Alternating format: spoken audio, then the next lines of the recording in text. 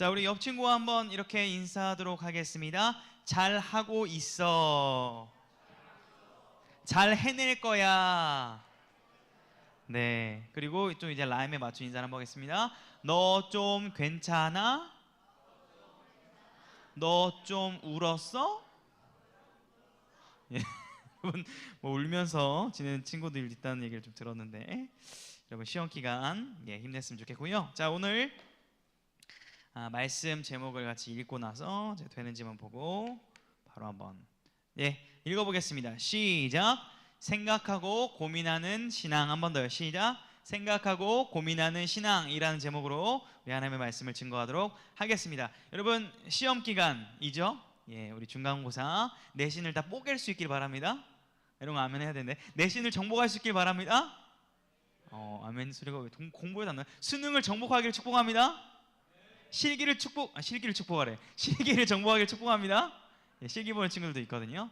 그래요. 여러분 화이팅 했으면 좋겠고, 목사님은 이제 여러분의 시험 기간에 맞추면 또 시험 기간 모드 기도, 또 평상시엔 평상시 기도, 이렇게 저도 모두 전환을 해서 이렇게 하고 있거든요. 그래서 여러분 외로워하지 마시고 누군가 뒤에서 응원하고 있다라는 정말 그 사실을 좀 기억해 줬으면 좋겠습니다. 자, 여러분 시험 기간에는 국, 영수, 사과 등 열심히 공부를 하는데 우리는 시험 기간에 발맞춰서 교회에서도 궁금박스 시리즈 설교를 오늘부터 이제 시작을 합니다. 그래서 여러분들이 궁금하다고 했던 내용들을 토대로 한 8주 정도를 이렇게 시리즈 설교를 하게 될 텐데 저 스스로에게도 파이팅을 한번 외쳐봅니다. 굉장히 고난이도의 그런 미션이기도 하거든요. 그러나 여러분 좀 감사한 마음으로 우리가 함께 피차 말씀을 이렇게 묵상하기를 원하는 것은, 여러분 앞을 보십시오. 여러분 국어를 1등급 맞으려면 누구 쌤한테 배워야 돼요? 그러니까 국어 쌤 중에 누구 쌤? 자, 수학을 1등급 받으려면 누구 쌤? 수학 쌤. 자, 영어는 누구? 정화 쌤? 정화 쌤 누구? 영어는 우진 쌤? 과학은 장풍 쌤. 자, 사회는 미다지. 성경 말씀은 성령님을 통해 김평아 목사님을 통해 1차 근원 하나님이시고 전 통로죠. 좋습니다. 여러분 뭐 자랑하려는 게 아니라 집중하시고 저의 이제 스펙을 좀 공개를 할게요. 여러분 또 스펙 시대니까 목사님으로 하면 통신 신대원 설교학 A+, 설교 실습 A+, 그렇게 졸업을 하고, 자, 또 석사를 해가지고 실천신학 전공, 설교학 전공 A+. 이걸 목사님이 자랑하려고 하는 게 아니라 여러분들은 이제 권위를 잘 인정하지 않는 시대이기 때문에 저 사람이 뭐 해봤자 뭐 별 얘기 있겠어 이런 좀 시대이기 때문에 지금 성경 말씀을 오늘 우리가 배우는 것이 여러분 관심을 가지고 집중을 하고 배워도 된다라는 걸 제가 좀 약간 피력하기 위해서 어쩔 수 없이 포스트 모더니즘 세대이기 때문에 PR을 좀 했습니다. 여러분이 말씀을 통해서 여러분 정말 유익한 영적인 양식들을 잘 먹을 수 있길 축복합니다. 그래서 우리 함께 집중하기를 원하는 것입니다. 여러분 목사님이 이제 궁금박스 시리즈를 시작하면서 전제로 하나 까는 것은 무엇이냐면, 핵심 전제는 성경적인 근거를 토대로 얘기를 해줄 거라는 거예요. 이게 무슨 말이냐면, 여러분들이 어떤 많은 주제들에 대해서 얘기를 듣다 보면 목사님 이게 조금 이상한데요 이런 생각이 들 수 있습니다. 이상하다는 게 잘못됐다는 게 아니라 낯선 개념의 이상함이에요. 그럴 수 있는 것이 여러분들과 제가 주로 살아가는 이 세상은 세상의 메시지를 듣게 되어 있기 때문에 우리도 모르는 사이에 우리의 세계관과 기준과 가치 판단 체계가 이 세상적 기준에 고정이 되어 있어요. 그러다 보니까 목사님이 성경적 기준 어떤 주제에 대해서 얘기를 해주다 보면 약간 좀 낯설게 느껴질 수도 있는 것이 정상입니다. 이 말이 이해가 되세요? 그렇기 때문에 목사님이 해주는 지금 전제가 성경에 입각한 성경적 원리로 이 주제들을 풀어낸다라는 것을 여러분들이 이해하고 그래서 받아들여 가기를 축복합니다. 여러분 이번에 궁금박스 많이 참여를 해줬는데요, 뭐 안 한 친구들도 있겠지만 아주 재밌는 질문이 있었습니다. 여러분 대답할 수 있을 것 같아요. 이런 질문입니다. 똥을 왜 쌀까요? 자, 신학적으로 한번 풀어봅시다. 자, 똥을 왜 쌀까요? 똥 안 싸면 어떻게 됩니까? 죽어요. 여러분 똥 안 싸, 나 똥 오늘 안 싸고 왔다 한번 손 들어보세요. 오늘 안 싸고 왔다. 안 싸고 온 분 한 분. 우리 신춘 여사님 빼고 다 똥 싸고 온 거예요 오늘. 목사님 무슨 예배 시간에 똥 얘기입니까? 중요합니다. 삶에 아주 밀접한. 여러분 똥 안 싸면 죽고요. 먹어야 되고 싸야 삽니다. 맞죠? 저는 이건 뭐 장난으로 아마 질문한 거겠지만 여러분 똥 쌀 때마다 이 생각하셔야 됩니다. 우리가 먹고 마시는 것은 일시적이고 이렇게 배설물이 되는구나. 우리가 살아가는 이 시간은 일시적이구나. 언젠간 이렇게 버려버리고 변기에 물 내리듯이 뒤로 하고 언젠간 영원한 본향으로 가야 되는구나라는 이 묵상을 똥 쌀 때마다 하시길 축복합니다. 굉장히 신학적인 묵상이라고 할 수 있죠. 또 이런 질문이 있었습니다. 목사님의 키의 소수점이 궁금합니다. 아침하고 밤 잴 때 다른데요. 157.1부터 시작해가지고 157.89까지 왔다 갔다 하는데 아쉽게 158이 안 넘어가지고 158 미만이면 4급 사회복무요원인 거 아세요? 제가 그래서 4급 사회복무요원이거든요. 굉장히 좀 측은히 안 여겨주시네요. 아무튼 그렇습니다. 결혼식을 위해 몇 킬로를 뺐나요? 한 4kg 정도 뺀 것 같습니다. 목사님 왜 설교 시간에 이런 시시덥지 않은 질문을 답하세요? 여러분의 질문을 소중하게 다 하나도 빠짐없이 제가 다 묵상하고 있다는 것을 증명하기 위해서입니다. 이런 질문들도 있었습니다. 그러나 당연히 여러분 매우 현실적인 질문을 여러분이 하지 않았겠습니까? 이러한 질문 여러분 어떻게 답해 줄래요? 동생이 이렇게 물어봤다면 학업 스트레스가 심합니다. 말을 좀 순화한 거예요. 거의 이 정도입니다. 학업 스트레스 때문에 죽겠습니다.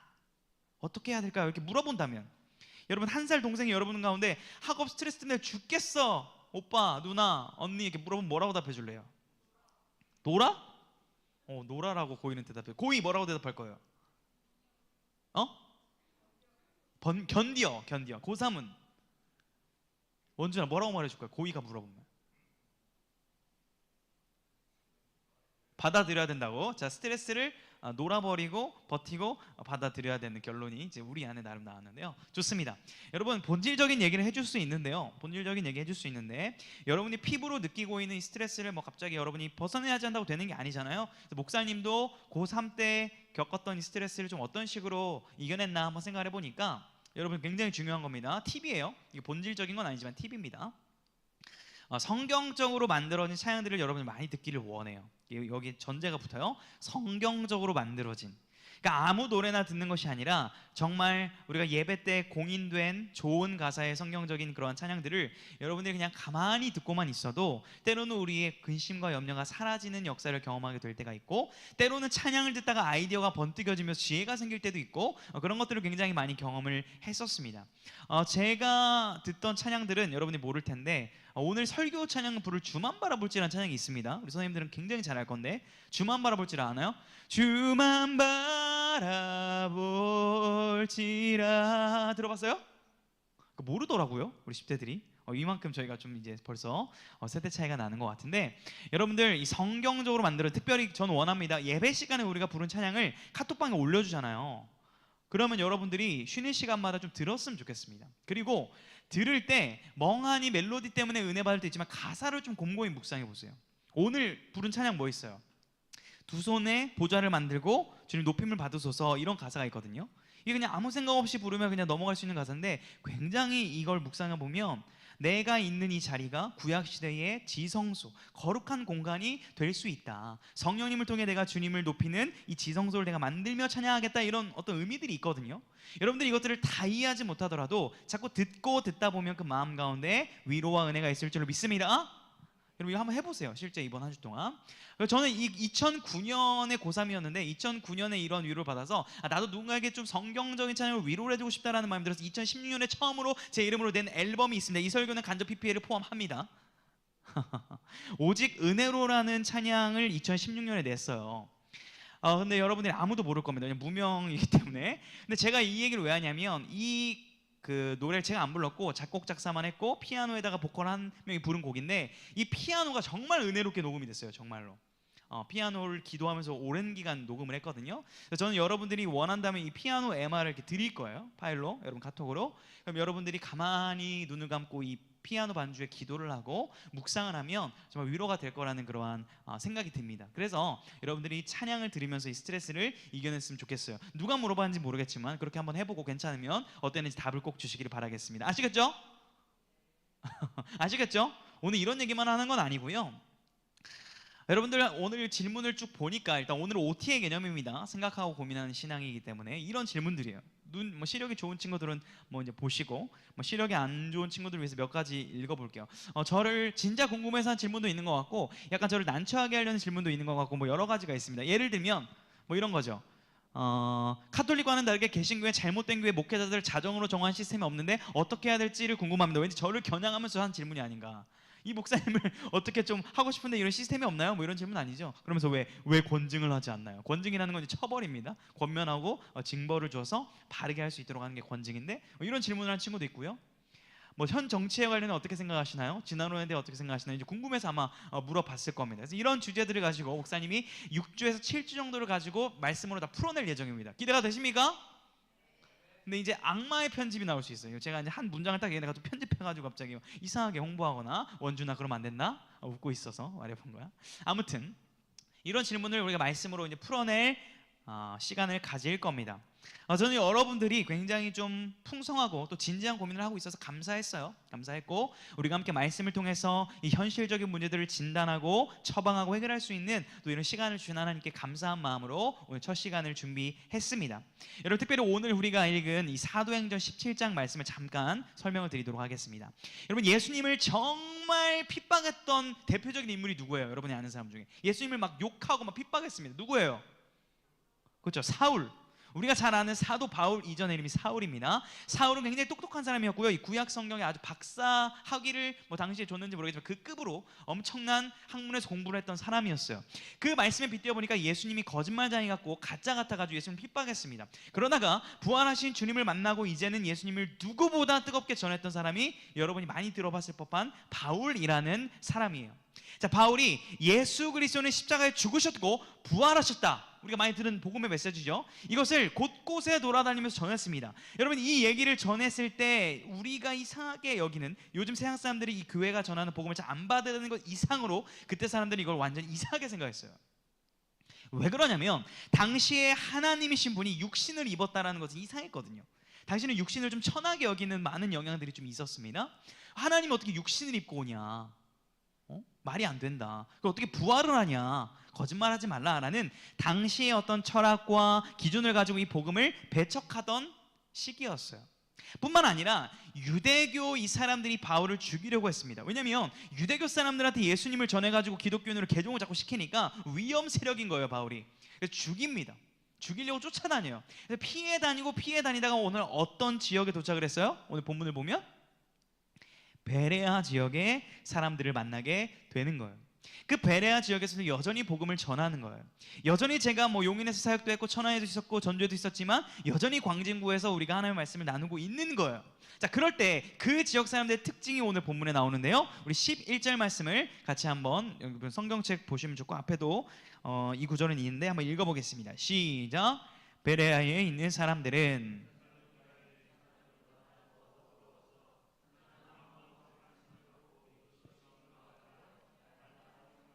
상고함으로 아멘. 자, 베레아 사람들의 특징을 여러분 11절을 잘 별표를 한 3개 정도 여러분들이 평생 견지해야 될 자세를 오늘 성경에서 발견할 수 있는 건데요.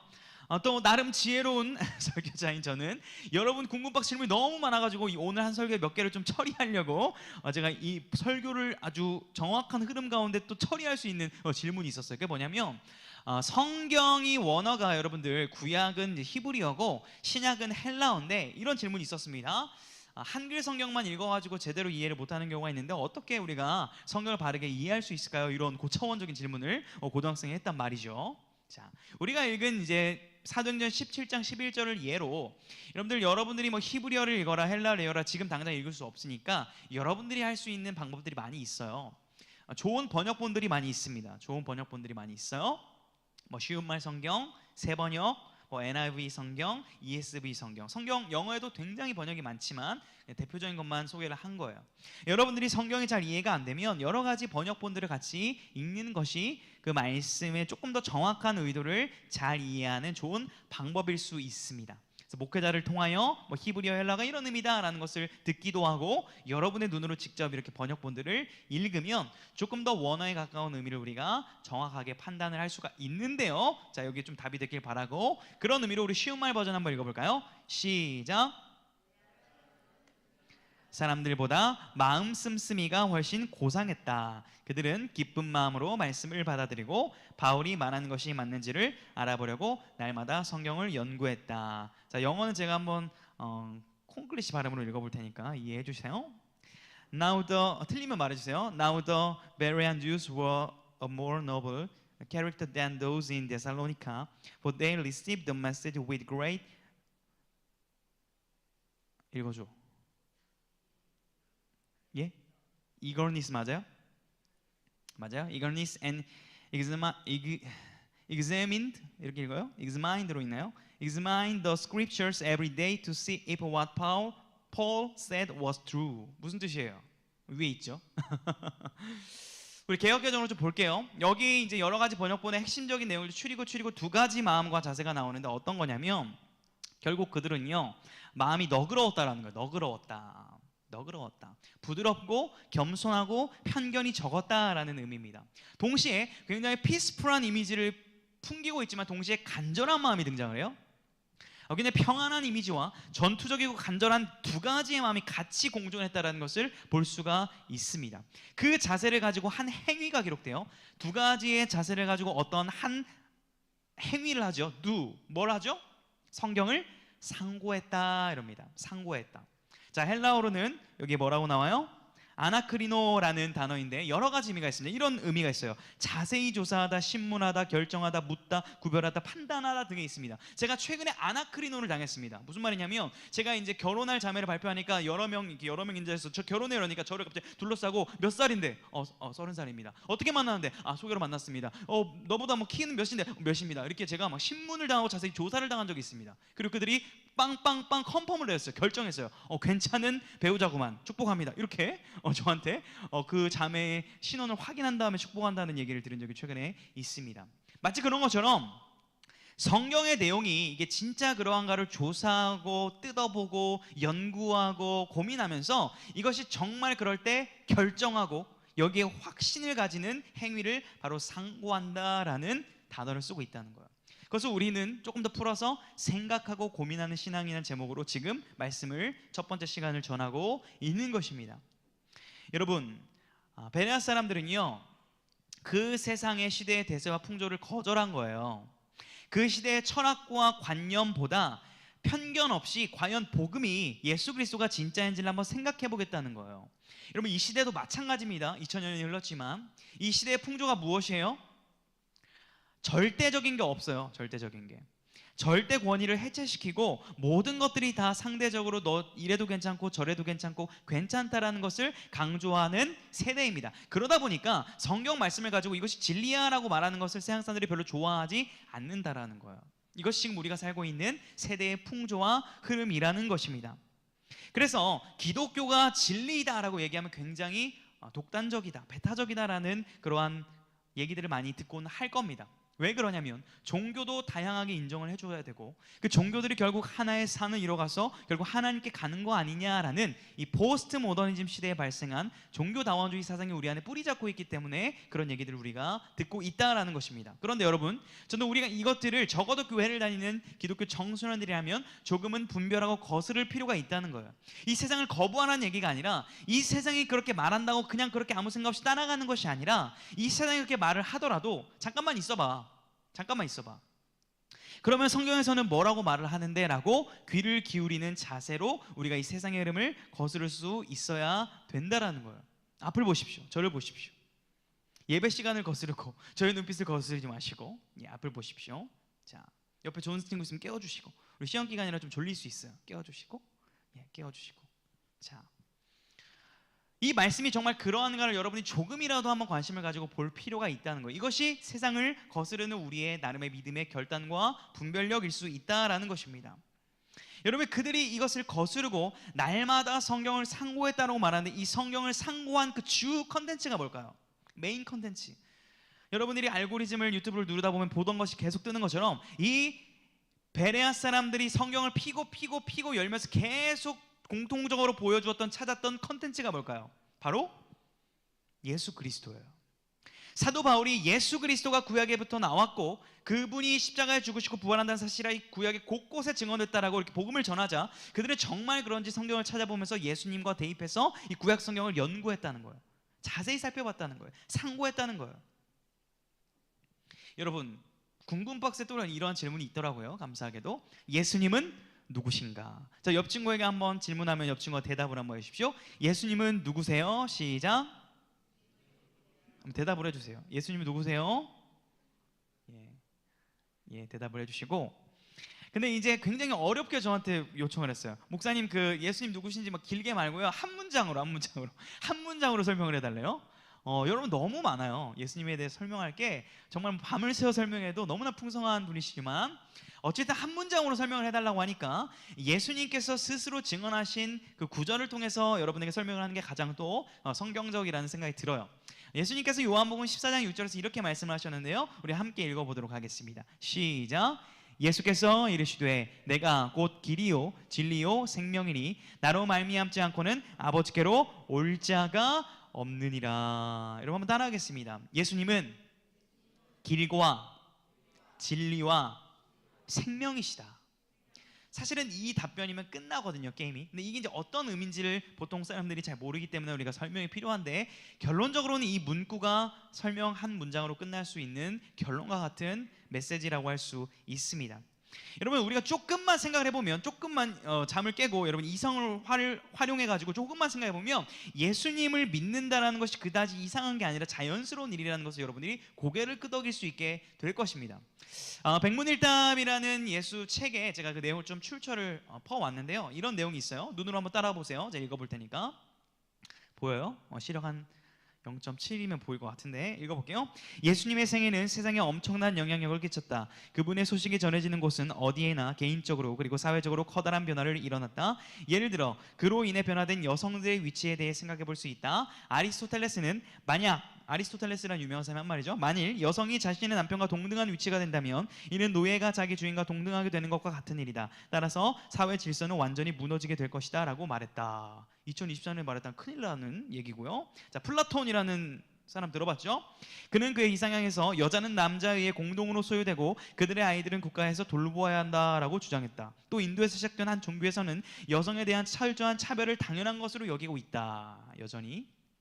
반면 예수님은 여성과 남성이 동등함을 말씀하셨다. 신약 성경은 예수 그리스도 안에서는 남자나 여자나 노예나 자유인이 따로 없다고 선언하고 있다. 예수님의 이름이 전해지는 곳마다 인간의 존엄성과 결혼의 신성함이 강조되고 여성의 권리와 선거권이 인정되었으며 아동 복리법과 노동법의 제정 그리고 노예제도와 폐지와 같은 수많은 변화들이 인류의 복지를 위해서 이루어졌다. 어떤 작가는 이러한 예수님의 영향력에 대해 1900여 년에는 장구한 세월을 흘렀지만 오늘날도 여전히 예수 그리스도는 인류 중심 기둥의 진보 대열의 지도자 지금까지 진군했던 모든 육군과 해군, 계열되었던 모든 의회, 통치했던 모든 왕들을 다 합하여도 나사렛 예수 한 사람이 인류에 끼친 것보다 더 강력한 영향을 주지는 못했다라고 말한다.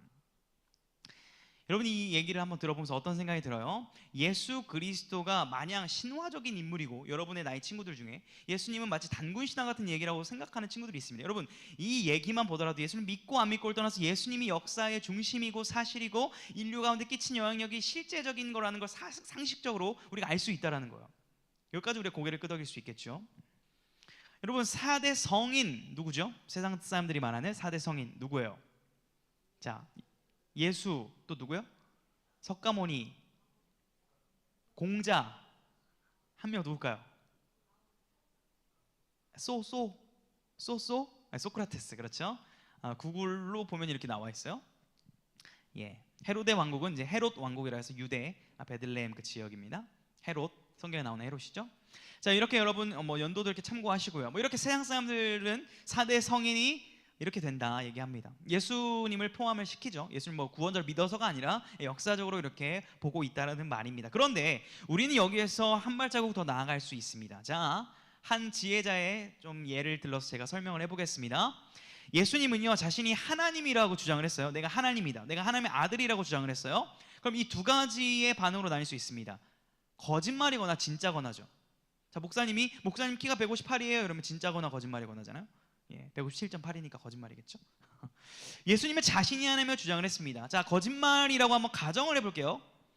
그러면 거짓말인 걸 알고 거짓말할 수도 있고 거짓말인 걸 모르고 거짓말할 수도 있죠. 그죠? 나 진짜 천재야 이렇게 순수하게 모르고 바보처럼 거짓말할 수도 있고, 내가 천재가 아닌 걸 알면서 천재라고 할 수도 있는 것처럼 말입니다. 그러면 결국 고의로 거짓말을 했거나 망상에 사로잡혀 거짓말을 한 거게 되겠죠. 그럼 결론이 어떻게 나오냐면, 그가 알고 거짓말했다면 예수님은 거짓말쟁이가 되는 거고, 모르고 거짓말했다면 예수님은 미친 망상장이가 될 수 있다라는 거예요. 자, 그런데 이것이 만약에 사실이라면 예수님은 구원자시라는 거고, 예수님이 구원자라는 사실이 사실이라면 우리는 이것을 거절할 수도 있고 받아들일 수도 있다라는 겁니다.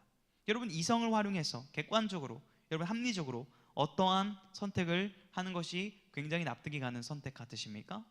저는 아무리 생각해도 4대 성인이라고 세상에서 주장하고 모든 전 세계 크리스찬들이 이 성경을 베스트셀러, 스테디셀러로 인정하고 예수님을 찬양하는 이 모든 것들을 종합하고 말씀에 근거해 볼 때 예수 그리스도는 하나님이시며 하나님의 아들이시며 우리의 구주이시기 때문에 우리가 그분을 믿고 영생을 받는 것이 매우 합리적이고 고개가 끄덕여지는 결론 같습니다. 여러분 동의가 되십니까?